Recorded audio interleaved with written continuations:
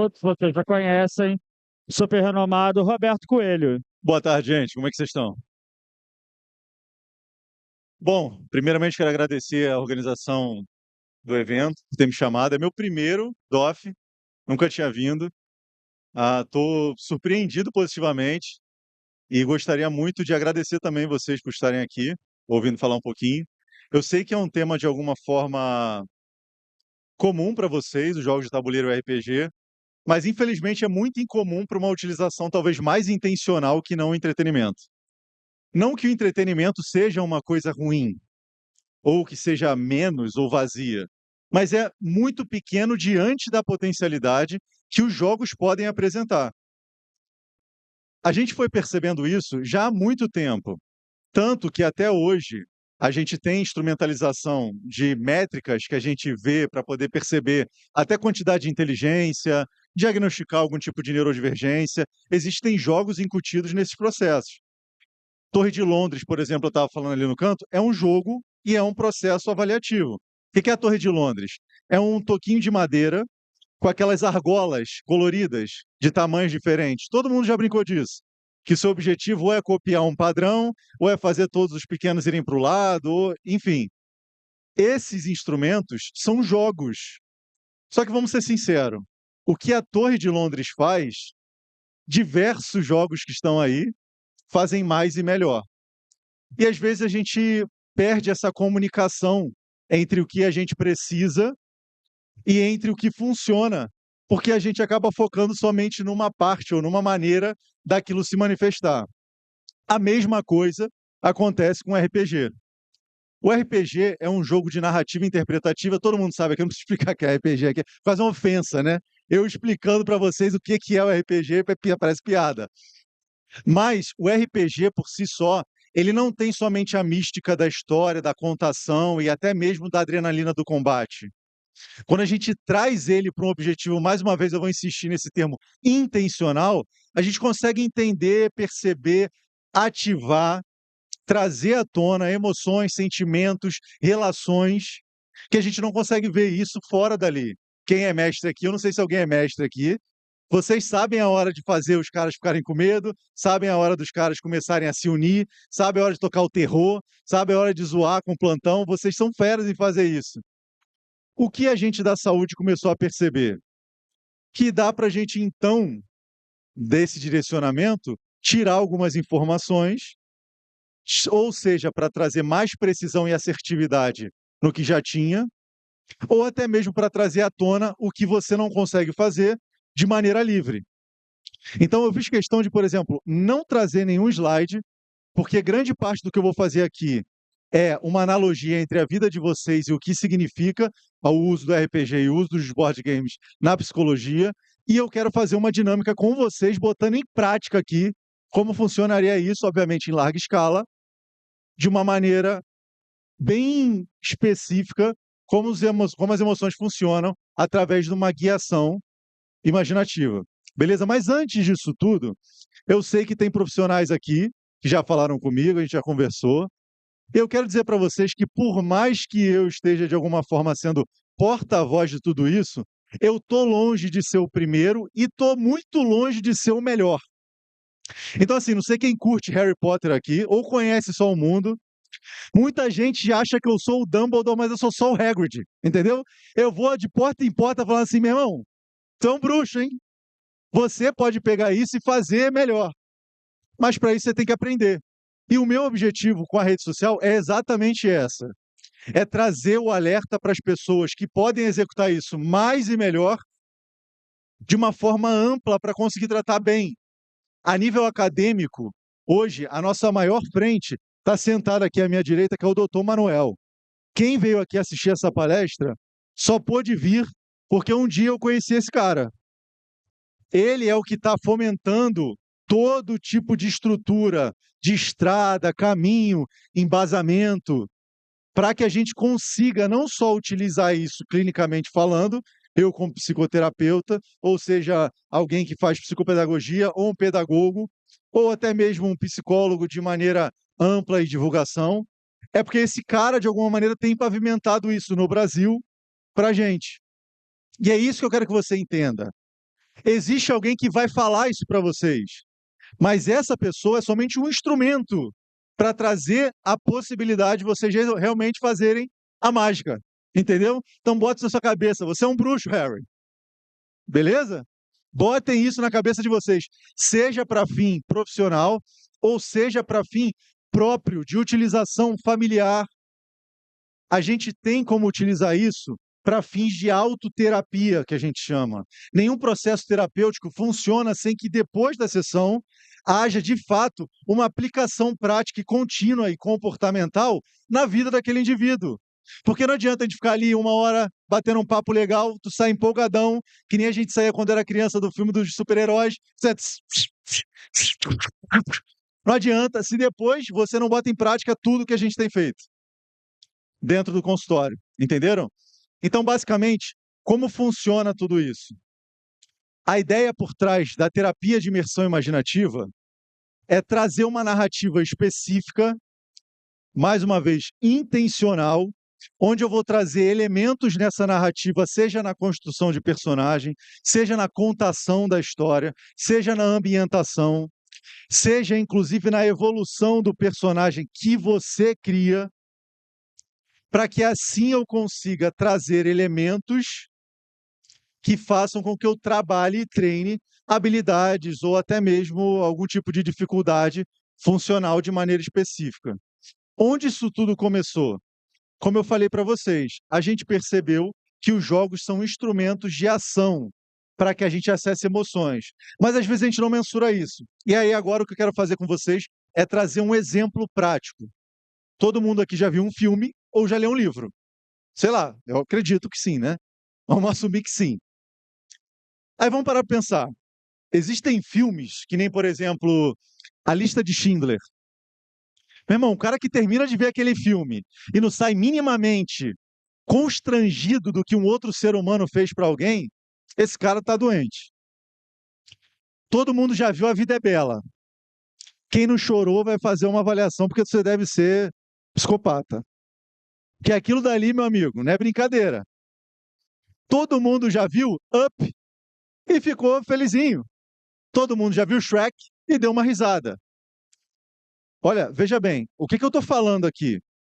Eu estou falando de instrumentos em que a pessoa que está ali, sendo o foco da transmissão da mensagem, ela não criou aquele roteiro, ela está usando uma roupa que não foi ela que escolheu e que ela não escolheria em nenhuma circunstância, dizendo coisas que não sairia da boca dela nas CNTP, fazendo com que a gente vivencie e experiencie uma ambientação que não necessariamente é um tempo real ou presente e que aquele mesmo personagem ou aquela pessoa jamais pisaria ali se não fosse pelo roteiro.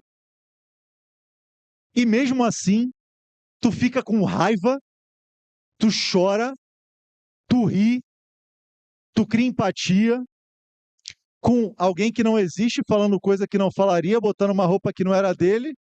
Se a gente fala isso fora de um contexto, é no mínimo uma camisa de força.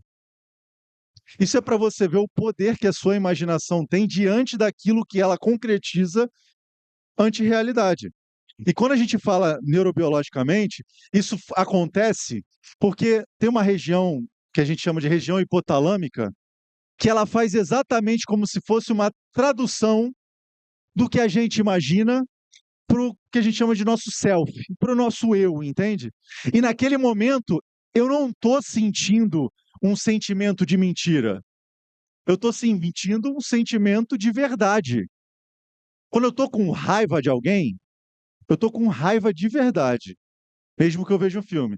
E isso a gente conseguiu perceber depois, na verdade, perceber não, comprovar depois de um tempo, com algumas tecnologias que foram chegando, como ressonância magnética, quando a gente vê ativação neural e cerebral de maneira distinta, com impulsos químicos e eletromagnéticos, por conta de slides que iam passando na frente de alguém.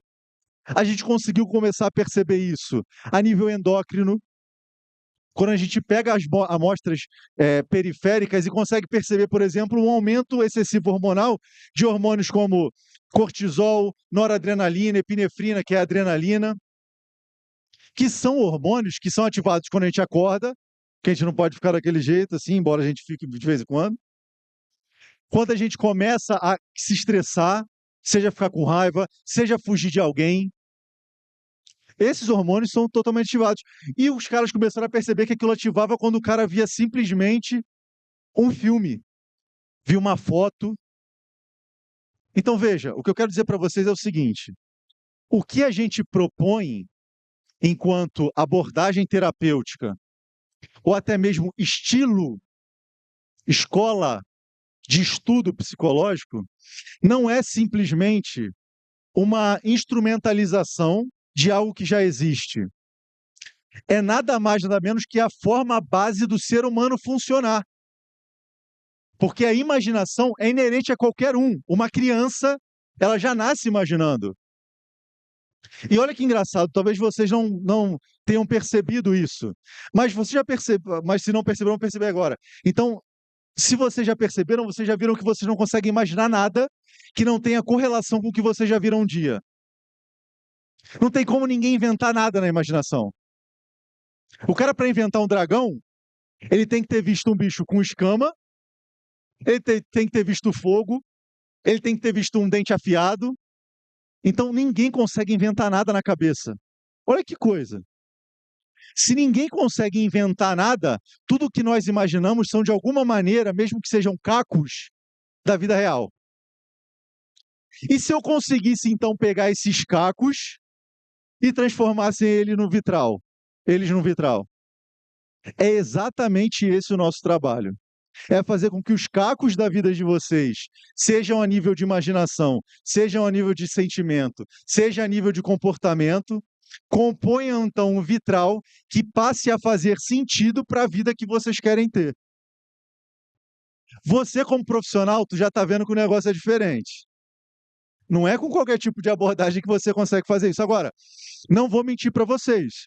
Isso requer uma habilidade específica, não só a nível técnico, mas também a nível de incentivo que você tem que se dar e para também você conseguir estudar mais a respeito daquilo. Porque são habilidades que não são comuns, vamos ser sinceros. Na faculdade de qualquer tipo de saúde, da área da saúde, ninguém ensina para gente a ganhar dinheiro e a aprender sozinho. Estou mentindo? Não estou mentindo. E com todo respeito aos professores, não é culpa necessariamente dos senhores, porque o currículo em si, ele já é limitante nesse aspecto.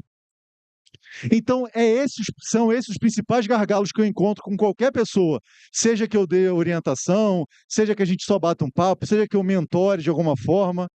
O cara, ele não consegue ganhar dinheiro e ele não consegue sair daquela piscina que ele simplesmente foi mergulhado. E se consegue, mergulha numa outra piscina. A autoeducação é um processo escasso na educação brasileira. Isso é muito triste, sabe por quê? Porque o nosso principal trabalho é psicoeducar. Se eu não sei me educar, como é que eu quero ter a pachorra de falar assim, meu irmão, vem comigo, para onde? Não sei, vamos embora. Muitas vezes isso acontece com a gente. Mas veja, isso não é um caminho de todo perdido, porque é para isso, inclusive, que existem, como eu falei, pessoas como o Dr. Manuel, que validam essas formas de agir para que a gente saiba que, mesmo que independente de mim, aquilo funcione bem. O cara que vai dar um pantoprazol para alguém que está com algum tipo de problema gástrico, ele sabe que com aquilo dali eu vou, de alguma forma, tornar mais alcalino o estômago para que não seja tão suscetível assim ao ácido clorídrico do estômago na parede estomacal ali. Mas isso não significa que ele seja um bom médico. E nem que não dê para melhorar a conduta dele se ele souber mais alguma coisa para fazer. Porque além do pantoprazol, ele vai saber indicar para você qual suplementação, qual tipo de conduta você vai precisar ter após essa suplementação, o que do seu estilo de vida pode ter causado aquilo, se é por conta de estresse, é por algum outro tipo de problema. Veja, então não é que você não consiga tratar os seus pacientes. E nem que você, paciente, não esteja sendo tratado. A minha pergunta para você é: você tem certeza que é o melhor possível que você pode ter? E vamos ser sinceros, gente, com o que a gente trabalha não se brinca. Sabe por quê? Eu sempre falo isso para as pessoas que vêm conversar comigo que são da área. A gente tem o poder de fazer você largar a faculdade, de você trocar de casamento. Eu posso te convencer aqui que a tua mãe não presta e que ela é uma manipuladora, que fez chantagem emocional contigo a vida inteira. Eu posso fazer isso, sabe por quê? Porque você já está predisposto a acatar o que eu falo. Dentro do discurso retórico, agora de uma forma um pouco, usando um termo mais técnico, tem algo que a gente chama de ethos. Ethos é como se fosse a credencial. Ele falou um monte de coisa aqui de mim, que pode ser verdade, pode ser mentira, entende? Mas você já sentou aqui falando assim: porra, esse cara vai falar um negócio maneiro, deixa eu sentar aqui para ouvir. Então é muito mais fácil que você faça assim do que assim, a não ser que eu fale um negócio muito absurdo. Então é esse tipo de poder que eu quero que você entenda, ou que você tem sobre alguém, ou que você está outorgando para um outro alguém, quando você senta diante de alguém no setting terapêutico. Seja você, vamos usar um termo aqui psicanalítico, do lado do divã ou do outro lado. Entende? Então esse assunto é muito sério. E eu me proponho, na seriedade, de fazer com que vocês simplesmente reflitam o que é isso. E tomem muito cuidado com o que penetra no imaginário de vocês. A gente tem aqui, basicamente, uma feira que o foco principal são mecânicas, temas, estéticas, para nos levar a imaginar alguma coisa.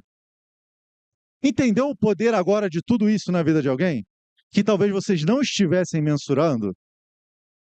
É isso que a gente se propõe a fazer. Não só trazer uma abordagem que funcione, porque existem outras que funcionam. Eu consigo utilizar a hipnoterapia, cientificamente falando, para ajudar alguém. Eu consigo utilizar qualquer outro tipo de terapia cognitiva comportamental debaixo desse guarda-chuva para ajudar alguém. Eu posso ajudar alguém com orientação espiritual, como um pastor, um padre ou uma mãe de santo pode ajudar alguma pessoa numa orientação da vida. E funciona, não vem falar que não funciona, porque se funciona comum já é estatística. Agora, se é a melhor ou não é outra história. E é isso que eu quero que vocês prestem atenção. Então, eu não sei quanto tempo eu tenho. Deixa eu ver quanto tempo eu tenho aqui, que eu fingi aqui. Beleza, eu tenho aproximadamente 10 minutos. E nesse momento, nesses 10 minutos finais, eu gostaria de propor para vocês uma imersão imaginativa. Beleza? Sem expor ninguém, ninguém vai sair daqui chorando e tremendo, eu espero. Mas se sair, com certeza tem gente aqui com uma ambulância do lado de fora, com desfibrilador. A gente não vai fazer vocês perderem o almoço se não almoçaram, e nem fazer você botar ele para fora se já comeram. Tranquilo? Para isso, eu preciso somente que vocês fechem os seus olhos e se concentrem no som da minha voz. Eu vou trazer para vocês um ambiente imaginário onde nós, então, de alguma forma bem breve, tentaremos acessar algumas emoções. Imagine, então, que vocês acordam numa casa muito bela e aconchegante, com uma luz difusa que entra por uma porta cujo a borda é de madeira, mas ela é toda de vidro. Quando você começa a andar, você sente aquele piso de madeira nos seus pés descalços. Mas aquela madeira não como se fosse um taco, muito mais parecido com um deck, mais porosa, menos escorregadia. A porta ela se abre como se automática fosse. E sem perceber, quando você menos espera, você já está na varanda dessa casa, que ainda continua com esse chão de deck. Essa luz difusa agora, ela passa a ser uma luz direta, mas de um sol crepuscular, meio alaranjado, que você percebe como se fosse já aquele início de outono, final de inverno. E aí, nisso tudo, o que a gente percebe é que esse calor se torna cada vez mais gostoso. Sabe aquele quentinho que vai esquentando a nossa pele fria quando a gente está trancado em casa? É isso que você começa a sentir. Ao querer mais daquilo, você dá um passo à frente, desce esse deck e você pisa numa grama. Aquela grama geladinha e fofinha que é difícil de encontrar. Normalmente a grama espeta o nosso pé, mas essa não. É aquela grama bem macia e gostosa.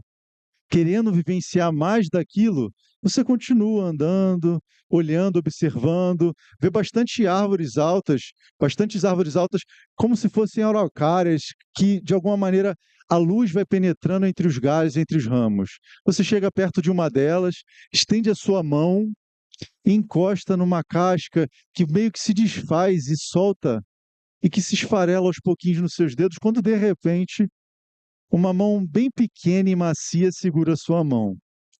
Você sente e vê que é uma mão de uma criança, olha para ela, e é a criança mais bonita que você já viu. De uma forma quase que mágica, ela te hipnotiza em paz e sem dizer nada, e com pouca força começa a te guiar, te segurando pela sua mão. Ela te leva pelo jardim até que de repente você chega num jardim com um pouco mais de altura e que existem arcos, quase que uma cerca viva formando esses arcos, e ela te apresenta 3 espaços que você pode, de alguma maneira, olhar. Ela te carrega pela mão, mais uma vez, sem dizer nada, porque afinal de contas não é preciso. Toda a comunicação que ela precisa fazer contigo, ela já fez simplesmente ao te tocar. Você olha pelo primeiro arco e ali você vê as pessoas que você mais ama e preza, comemorando contigo o feito que você mais almeja. E vocês estão ali se regozijando com uma alegria quase que infinda, porque finalmente aquilo chegou nas suas mãos. E você não perdeu tudo que você tinha para alcançar aquilo. Antes mesmo que você pudesse dar o passo à frente, a criança já te puxou para o segundo arco. Vocês dão mais ou menos uns 7 ou 8 passos, chegam de frente para um segundo arco, e nele ali você vê todas as pessoas que já passaram pela sua vida, vivas ou não, mas que não podem mais estar contigo, independentemente da circunstância. E todas mais uma vez assentadas numa mesa grande, e que impressionantemente majestosa, magnífica e enorme que essa mesa possa ser, todos parecem estar colados um no outro, conversando ali de coisas que não podem mais ser e lembrando de memórias que não podem mais, de alguma forma, reproduzir. Antes que você queira pular no colo de alguém, a criança te puxa para um terceiro arco. Nesse terceiro arco, tudo o que você vê é onde finalmente aquele sol vai se pôr, que dá numa encosta, e uma pedra que parece que foi feita anatomicamente para você sentar e observar, num silêncio quase que divino, aquele sol beijar o mar no fundo. E aí minha pergunta para você agora, sem abrir os olhos ainda, é: qual dos 3 arcos você escolheria? Pense no seu coração, escolha qual dos 3 arcos você gostaria de mais uma vez poder ver, vivenciar, e que aquele dali representasse o melhor momento da sua vida. Sem dizer qual número você escolheu, eu vou pedir para que você agora preste bastante atenção, porque cada uma dessas escolhas reflete algo sobre você. E que provavelmente o motivo de você ter escolhido esse caminho é o que eu vou te dizer. Se você escolheu o primeiro arco, onde ali você tinha as pessoas que você ama demais, amigos, familiares, cônjuges, comemorando, se regozijando diante do momento que você está ali prestes a viver e que você sempre quis, eu sinto te dizer, mas de alguma maneira você ainda se sente um pouco insuficiente. A tua felicidade sempre está no amanhã. Você está sempre quase lá. A melhor parte da sua vida é sempre a próxima. Você está buscando sempre e sempre alcançar algo que vai ser finalmente a salvação da sua vida. Essa sensação de insuficiência está ligada a uma baixa autoestima, sobre você não conseguir se perceber bem diante daquilo que você realmente precisa fazer e enxergar no hoje, para que a sua vida comece a fazer sentido. Então, o amanhã ele sempre vai ser melhor, mas não por um motivo de esperança, mas por um motivo de insuficiência. Porque só faltava isso. Mas se eu tivesse isso, só mais aquele negocinho. Não, eu não vou conseguir, eu não mereço isso. Isso eu acho que não é para mim mais não, acho que eu vou me acostumar com isso que eu tenho. A segunda opção, que é onde você encontra as pessoas que você ama muito e sempre quis viver mais um momento, ela diz respeito à desesperança. Por mais que ali você esteja finalmente encontrando quem você sempre quis, o que significa essa escolha é que a sua vida hoje é impossível de sobrepujar a vida que já foi. E não importa mais o que você faça, a minha vida passada sempre vai ser melhor que o que vem acontecer dali para frente. A grande questão no meio disso tudo é que essa desesperança é um sentimento perigoso, porque a saudade por si só é uma maravilha, mas o desespero pela ausência é terrível. Então, se hoje tudo que você queria era o ontem, o problema não é o quão bom o ontem foi, mas o quão insuficiente o teu hoje é. E entenda que em algum momento, tudo que você for construir vai depender de como você vai reagir agora. Então, não se delongue em fazer com que o seu presente seja bom de viver. Não é substituir o que aconteceu, é não lembrar com um tom de desespero. Essa é a diferença, por exemplo, quando a gente percebe um luto patológico e um curso de luto normal. O luto patológico é quando aquela pessoa tem uma disfunção ao lembrar daquilo que aconteceu. Quando a pessoa já se curou desse luto, ela lembra, sente saudade, pode até dar um chorinho. Mas passa 10 minutos ela está rindo, brincando, vivendo a vida dela. Então, muito cuidado para não viver enlutado da sua própria vida. O terceiro e último arco, que é onde você senta aí em paz, curte o teu fim de tarde, é porque provavelmente você está extremamente sobrecarregado. Você já não aguenta mais. Você já não aguenta mais lutar pela sua própria vida, você já não aguenta mais lutar pelo seu emprego, você já não aguenta mais ter que parecer alguma coisa para alguém querer ter você por perto, você já não aguenta mais que as pessoas estejam contigo pelo que você faz e não pelo que você é, e para isso você não pode parar de fazer o tempo inteiro, porque senão as pessoas se viram contra você, viram suas inimigas. Você está cansado, já não aguenta mais. Só que tem uma questão.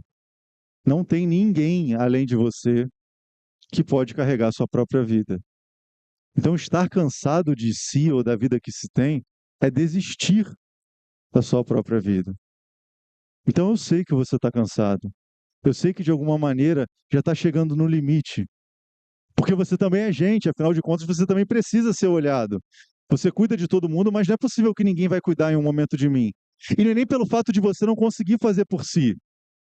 Você só queria alguém que pudesse oferecer para você dizer: não, obrigado, eu estou bem. Mas pelo menos poder negar. Independentemente de qualquer um dessas três, o curso da vida humana se dá exatamente pelo que nós escolhemos fazer a partir da consciência que a gente toma. E agora eu gostaria que vocês abrissem seus olhos. A minha ideia aqui não é botar vocês em crise existencial. é trazer à tona alguma coisa que talvez vocês queiram ter esquecido, que é a vida de vocês. Esse é o poder da terapia de imersão imaginativa. E veja, eu fiz de maneira completamente genérica e inespecífica. Imagina poder fazer isso conhecendo cada um de vocês, o pano de fundo da vida de vocês, sabendo mais ou menos o que vocês precisam e aplicar isso de uma forma que realmente consiga fazer com que vocês saiam desses arcos e toquem a vida de vocês de maneira diferente.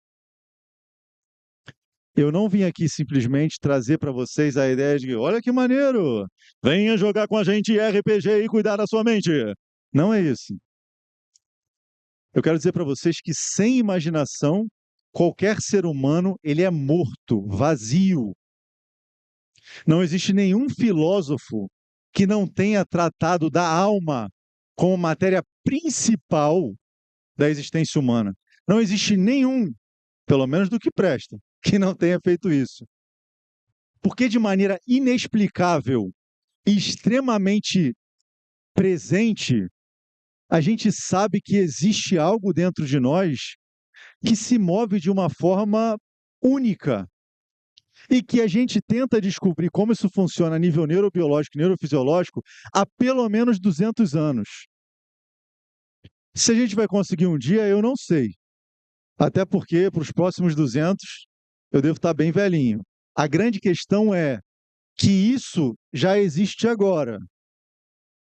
E se você não cuidar muito bem de como você imagina e do que você imagina, tem grandes chances de você piorar muito a sua vida pelo simples fato da aleatoriedade não estar do nosso lado. Até porque o For You da tua página da rede social não tem somente coisas maravilhosas para penetrar na tua cabeça. E acreditem ou não, aquilo vai inflando o teu imaginário de tudo aquilo. Hoje a gente já tem diversos tipos de pesquisas que a gente tem um modo como se fosse default da nossa cabeça, sabe? A tela de teste da televisão da Casa Bahia, que passa tudo e não passa nada ao mesmo tempo. Todo mundo tem isso. Todo mundo tem aquele momento que fica assim, ó. Ô, Josué, ô, fala, meu amigo. Todo mundo tem isso. O que a gente percebeu é que com 4 horas de tela por semana, já é possível para ativar isso muito mais do que o aceitável. Gente, olha só, não sei se vocês entenderam. 4 horas por semana. A gente mata isso rapidinho, pô, até o meio-dia. Não brinquem com a cabeça de vocês. Não brinquem com o que a cabeça de vocês podem fazer com vocês. Eu já cansei de ver corpo doente sendo sustentado por uma mente sã.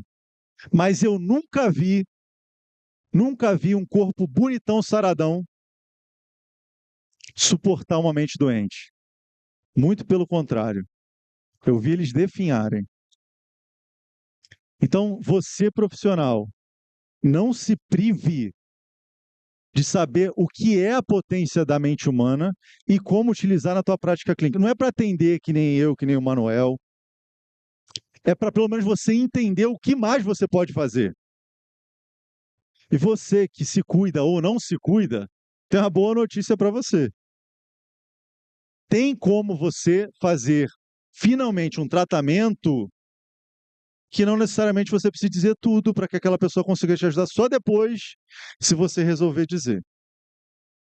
Tá? Eu convido vocês somente a conhecerem isso. Não é tratar comigo, não é tratar com o Manuel. É só saber que isso existe e correr atrás. É por isso que a minha ideia é criar um movimento de um bando de gente doida. Por isso é que quando eu cheguei na semana passada e fui fazer um Reels, eu falei assim, a gente vai construir um jogo de tabuleiro em conjunto. Tem uma galera aqui que está me ajudando nisso. Sueli tá ali, ó. Já tá ali, posta foto direto e faz reunião. São mais de 1.500 pessoas para fazer isso. Vai ser o melhor jogo do mundo? Vocês sabem que não, porque não tem como fazer um jogo sensacional com 1.500 pessoas. Mas o meu objetivo não é fazer o melhor jogo do mundo. Porque, e ali ela pode falar sem deixar eu mentir. Pode levantar mesmo e falar, mentiroso. Dentro daquele grupo tem Um padre no Vaticano fazendo curso de exorcismo, dando dica de mecânica de jogo. Tem caminhoneiro, tem a tia que vende coxinha. Eu quero essa gente entrando por aqui, cara, e jogando com um cara vestido de ET. Isso é realmente dar a possibilidade para alguém entender que isso não é exclusivo da gente, que a gente tem somente aqui a galera da bolha de uma forma de falar, de uma forma de agir. Isso é inerente ao ser humano. Se isso é bom para mim, é bom para qualquer um. Porque quando vai na minha casa a minha mãe, ela joga comigo. Inclusive, ela me chama mais para jogar do que eu proponho para ela jogar comigo. Então, isso não é pequeno, gente. O que eu quero que vocês entendam é que isso não é pouco. E eu quero muito que vocês saiam daqui não só conhecendo isso, mas tendo a possibilidade de falar assim, cara, você tem que conhecer isso. Eu não estou precisando de psicoterapia agora, mas se você precisa e você nunca conseguiu se expressar, cara, agora eu sei uma forma de te ajudar. É só isso que eu quero que vocês façam. Que vocês saiam daqui sabendo que você é um bruxo, Harris. Meu trabalho é só esse, não é ser o sensacional. Eu só quero ser o mensageiro, o porta-voz. Meu trabalho aqui é pega uma cartinha, entrega uma cartinha, opa, toma aqui uma cartinha, deixa para os caras sinistros ali fazerem o trabalho deles, escrever em francês, em alemão, ir para o Suriname, deixa com eles. O negócio é aqui, tá na galera, fala, ó, isso aqui que a gente pode fazer, e eu quero estar aqui à disposição de vocês, seja hoje, seja amanhã, só para orientar vocês, se realmente isso possa ter feito sentido de alguma maneira para o teu coração e para a tua necessidade, seja você profissional ou não. Eu quero agradecer de verdade aos que estiveram aqui. E quero que quando vocês saiam daqui, falem assim, meu irmão, tu é um otário.